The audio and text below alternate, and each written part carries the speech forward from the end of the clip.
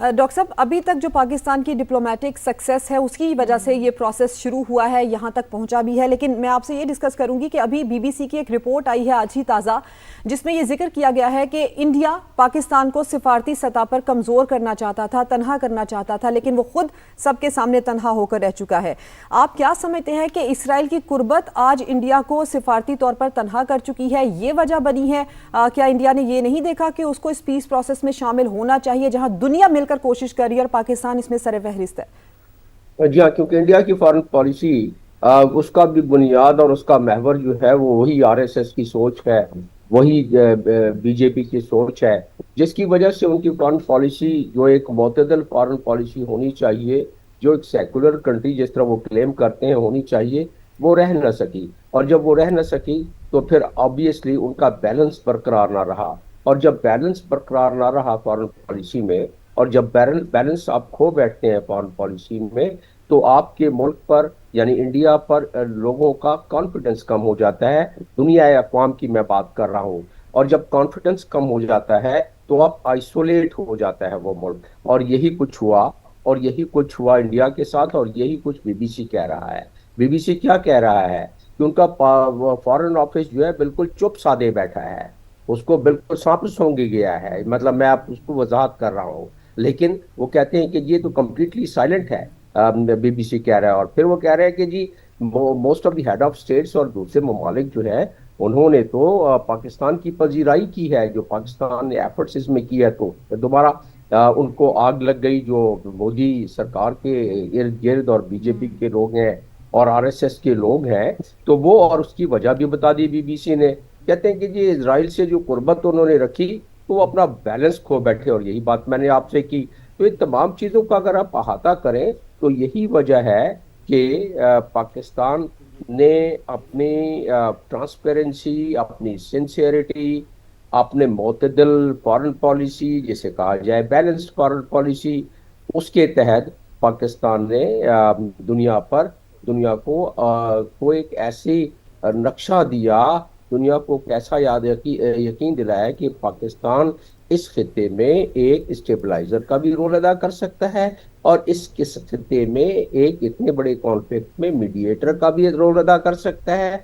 और कोई मजाक तो नहीं है कि ईरान भी पाकिस्तान की बात सुन रहा है, अमेरिका भी सुन रहा है, चाइना भी सुन रहा है, बाकी दोस्त ममालिक तुर्की, मिस्र, जाहिर है वो मामलत कर रहे हैं। और साथ साथ दुनिया के कई ममालिक पाकिस्तान के देखें, कहीं एक जगह से भी नुक्ताचीनी नहीं आई, बल्कि पजीराई हुई है मुख्तलिफ स्टेट से। तो ये है उस पर टोटल। और फिर क्योंकि डिप्लोमेसी तो में, जी, डिप्लोमेसी में जब तक के आप लोगों को या आपके दुनिया या अक़वाम को आप पर यकीन ना हो, उस वक्त तक आपकी डिप्लोमेसी काम नहीं करती है। पाकिस्तान की डिप्लोमेसी क्यों काम कर रही है कि दुनिया पाकिस्तान को, और मैं अक्सर इसकी मिसाल देता हूँ कि पाकिस्तान ने जब से मार्का हक से पहले, जो कि 24 अप्रैल को जो उन्होंने अपनी पहली मीटिंग की, मार्का जब इंडिया ने हमें धमकी देना शुरू की पहलगाम के हवाले से, तो हमने बिल्कुल एक नक्शा दुनिया के सामने, एक पूरे तमाम पॉइंट चार्टर रख दिया कि अगर हमारे साथ ये हुआ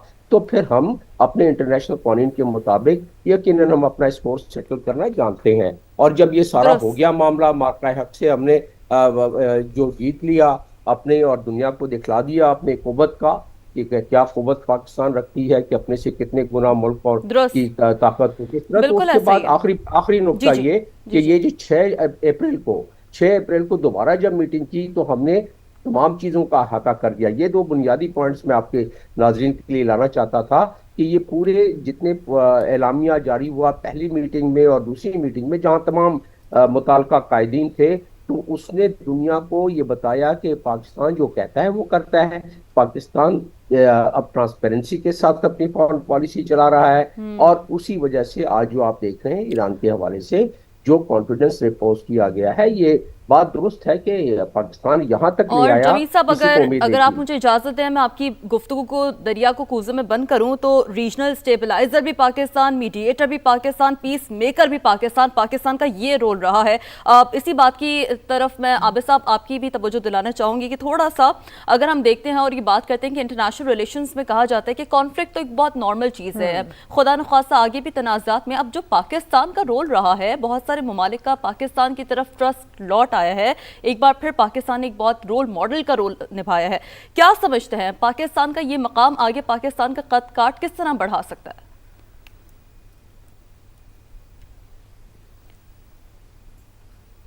जी आबिद साहब,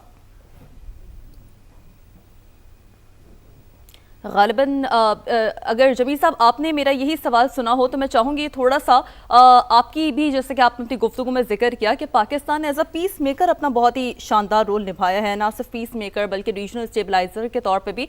तो जो दीगर ममालिक भी हैं उनका भी एतमाद पाकिस्तान पे बढ़ा है। आगे खुदा न ख्वास्ता अगर कोई भी तनाज़ा जन्म लेता है उसमें पाकिस्तान हमेशा एक बहुत डोमिनेंट पोजिशन में रहेगा। जमील साहब, हमने उसके लिए एक पूरी कंसिस्टेंसी के साथ एक एफर्ट की है। पाकिस्तान के अकाबरीन ने एक कंसिस्टेंसी के साथ उसमें अपना दिन रात एक करके एक स्कीम, एक पॉलिसी के तहत हो क्या रहा है।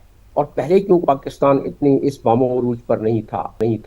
पाकिस्तान का कद काट पहले अगर मुकाबलतन का किया जाए, और हम भी इसका जायजा लेते थे कि इंडिया हमेशा उसको जोम था कि इंडिया की फॉरेन पॉलिसी, इंडिया की आउटरीच तमाम दुनिया अफवाम में है। इंडिया क्यों कट ऑफ हो गया, हम क्यों आगे बढ़ गया, और हमारा कद काट क्यों बढ़ गया। इसलिए कि जो मैंने पहले गुफ्तगू की कि हमने एक बिल्कुल बैलेंस वे में आगे लेके चले, जो कि हम कायद का भी यही फरमान था कि पाकिस्तान एक ऐसा कंट्री है जो कि सारों के साथ अपने ताल्लुकात बरकरार रखेगा। और ये कोई हमारे लिए नई बात नहीं है।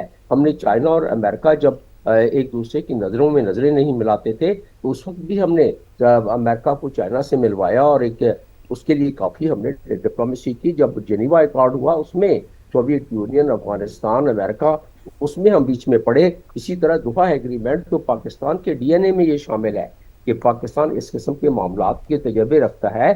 बीच में कुछ थोड़ा स्लो हुआ था, लेकिन फिर दोबारा पाकिस्तान ट्रैक पर चढ़ गया है, जिसकी वजह से आपने जिस तरह दरिया को कोजे में बंद किया, तो मैं एक लाइन में तमाम चीज़ों को समझता हुआ ये कहूँ कि इसके कद काट बढ़ने में पाकिस्तान की, इसमें बहुत ज़्यादा फॉरेन ऑफिस की भी, और पाकिस्तान के अकाबरीन, जिसमें कि मिलिट्री डिप्लोमेसी है और जिसमें कि ट्रेडिशनल डिप्लोमेसी है, ये दोनों का संगम है। ये दोनों की हम आहंगी है जिसने आपको इस मुकाम पर पहुंचाया है, इज्जत व तकरीम व नामूस के मुकाम पर पहुंचाया है। तो उस लिहाज से आपने देखा कि रात के कितने कितने पहर तक जाके हमारे फील्ड मार्शल वो डोनाल्ड ट्रंप जैसे दुनिया के सबसे बड़े ताकतवर प्रेसिडेंट के साथ इंगेज रहे, गुफ्तगू करते रहे। ये जब तमद्दुन और तहजीब को फना करने की धमकी दुनिया के सबसे बड़े और सबसे मजबूत प्रेसिडेंट की तरफ से, यानी डोनाल्ड ट्रंप की तरफ से जब दी जा चुकी थी, चंद घंटे रह गए थे, तो ये दुनिया इसको एक एक सेकंड के लिहाज से अब ऑब्जर्व कर रही थी। सांस उनका नहीं आ रहा था दुनिया का, मुहावरतन इस्तेमाल कर रहा हूँ, कि वो जब उन्होंने देखा कि तहजीब को खत्म करने की बात की, इसका मतलब है कि कोई टैक्टिकल न्यूक वगैरह की बात हो रही है, तो दुनिया बड़ी ज्यादा तजस्सुस में थी। ऐसे में एक आम कॉन्फ्लिक्ट होता तो दूसरी बात होती, फिर भी काट बढ़ता है, लेकिन ऐसे में जबकि एक तहजीब फना होने वाली थी बकौल डोनाल्ड ट्रंप के, तो उसमें पाकिस्तान का बीच में ये रोल अदा करके और कामयाबी बिल्कुल हासिल 90 करना। मिनट पहले इंटरवीन करना और इस जंग को रुकवाना, 2 हफ्ते के लिए सीज फायर करवाना, ये एक बहुत बड़ी डेवलपमेंट थी, बल्कि ये प्रिडिक्ट नहीं किया जा रहा था जो हो गया था। डॉक्टर साहब, अभी जबकि मुज़ाकरात का ये अमल होना है और बात भी हो रही है इसके ऊपर, दोनों जानिब से कुछ सख्त किस्म के बयानात आ रहे हैं। ट्रंप ने भी आज बयान दिया, ईरान ने भी ये कहा कि 3 जो शिके हैं उनकी खिलाफ वर्जी हो चुकी है। आप ये समझते हैं कि जब तक ये मुज़ाकरात का प्रोसेस शुरू नहीं हो जाता, दोनों ममालिक को रोकना चाहिए कि सख्त बयानबाजी एक दूसरे के बारे में ना करें? मैंने देखना तो करना तो काफी कुछ चाहिए और रोकना भी चाहिए, लेकिन रोकने का मैकेनिज्म क्या है, उसका तरीकाकार क्या है, उसका फ्रेमवर्क क्या है। उसका यही फ्रेमवर्क है ना जिसके लिए जेडी वैंस तशरीफ ला रहे हैं अपने टीम के साथ, आज शब या सुबह कल पहुंच जाएंगे। तो उसके बाद जब ये ईरानी और वो जब पहुंच जाएंगे तो आमने सामने होंगे, एक जगह पर होंगे, तो इस्लामाबाद एकार्ड के हवाले से जब बात आगे बढ़ेगी तो फिर बर्फ पिघलनी चाहिए। मैं जेडी वैंस का एक लाइन पढ़ रहा था। जेडी वैंस बड़े मोतबर तरीके से, बड़े मोतदिल तरीके से उन्होंने बयान दिया कि 15 पॉइंट्स हैं, 3 की वायलेशन ईरान कह रहा है और ईरान 3 को नहीं मानता। तो चलें, अच्छी बात है कि कम से कम बाकी 12 को मान रहा है, बाकी 3 पर हम आ रहे हैं बात करने के लिए। तो ये एक अच्छा सिग्नल दिया है जेडी वैंस ने, और ये जेडी वैंस ही हैं जिन्होंने कोई 4 रोज कबल एक तल्ख कलामी, जैसे डिप्लोमेटिक लिहाज से तल्ख कलामी हुई नेतन्याहू के साथ उनकी, और इस बात पर हुई कि आपने डोनाल्ड ट्रंप को इस पे कन्विंस कर लिया, और आपने डोनाल्ड ट्रंप को कन्विंस करके जंग शुरू करवा दी 28 फरवरी से, और आपने ये कहा कि 5-6 दिन की मार है। लेकिन ये मामला, तो इस किस्म की चीजें लीक हुई अमेरिकन प्रेस में कि जेडी वैंस ने नेतन्याहू से क्या बात की है। और जहां तक वायलेशन का ताल्लुक है, लेबनान में जो आज खूनरेजी हुई है, जाहिर है स्पॉइलर का काम तो इजराइल करेगा, और उसकी वजह से ईरान ने जो धमकी दी है, ईरान के स्पीकर ने जो कहा है उनको, वो दोनों तरफ से ये एक सफबंदी तो होगी अगर ऐसा होगा तो, क्योंकि ईरान ने अपना सिक्का मनवा लिया। अमेरिका वो जो अहदाफ हासिल करना चाहता था अपने कौम को बताने के लिए, तो उसने वो अहदाफ हासिल कर लिए। दुनिया तो जानती है कि अमेरिका जिस अहदाफ को लेके आया था वो हासिल न कर सका। तो लिहाजा ये कल से जब मामला शुरू होगा तो मैं समझता हूँ कुछ बर्फ पिघलेगी। दुनिया को इस चीज का इतराक हो गया है। दुनिया भी इस बीच में न सिर्फ इंटरेस्ट ले रही है, बहुत सारे ममालिक और बड़े यूरोपियन ममालिक भी इस पर बयान दे रहे हैं, और कल से इसमें और ज्यादा तेजी आ जाएगी। बिल्कुल, और ज्यादा तेजी आ सकती है।